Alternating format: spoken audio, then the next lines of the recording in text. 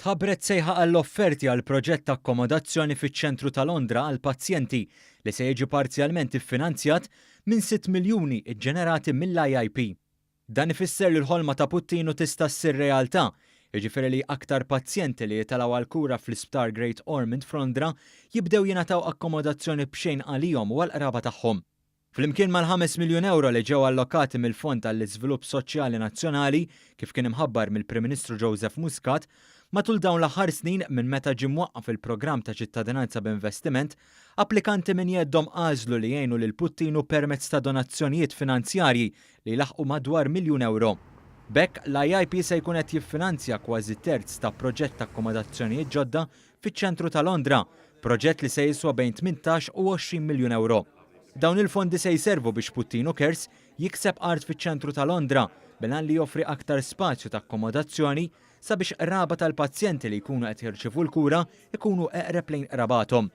Waqt preżentazzjoni f'Londra li matula ġimnied il-proġett, il-fundatur ta' Puttinu Cares Renni Zerafa spjega li bl-għajnuna tal-poplu Malti u tal-Gvern il-maġġoranza tal-Maltin li jkollhom bżonn se jsibu l-għajnuna f'dan iż-żmien diffiċli f'ħajjithom. Nirringrazzjaw lill-poplu Malti u nirringrazzjaw kull skema li hemm li jettejna ħafna biex dan il-proġett forsi jsir u għadha pitada 85% tal-poplu Malti meta jsifer ikollu ċavetta tistennieh u jiffoka biss fuq min ikun qed ibati.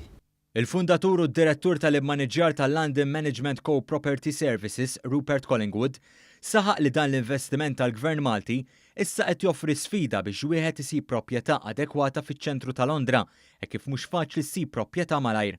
Madankollu il-ġeneru tal-proġett u l-annobli tiegħu se jagħmel it-tfittxija waħda iżjed faċli. There's no doubt that we will be able to find something, and I also think it will, as your President said, really tug on the heartstrings of many of us in London here to really help find the suitable spot for this charitable accommodation. Is-Segretarju Parlamentari għar-Riformi, Ċittadinanza u Simplifikazzjoni Giulia Farrugia Portelli saħqet li jekk kif il-Maltin jemmnu fil-ħidma u l-kawża ġusta ta' Puttinu Cares, il-Gvern ma setax iħalli lil din l-għaqda taqdef waħedha f'dan il-proġett tant bżonn jus. Ħassejna propju fil-31 ta' Marzu li għadda bħala Gvern li għandna nagħtu 5 miljun euro li kienu infadla mill-programm ta' ċittadinanza b'investiment biex intaffu parti mill-ispiża ta' Puttinu. Dan huwa proġett li se jkun qed jiswa bejn 15 miljun u 20 miljun euro u ħassejna li l-fatt li nagħtu imbuttatura f'daqqa ta' 5 miljun euro se nkunu qegħdin naġlu il-proċess u ntaffu mill-ħin ta' stennija għal mijiet ta' pazjenti Maltin u Għawċin. Għall-avveniment attendit ukoll il-President ta' Malta Mary Louise Colejro Preka li wkoll tagħti s-sosten tagħha dan il-proġett blan nobli tiegħu.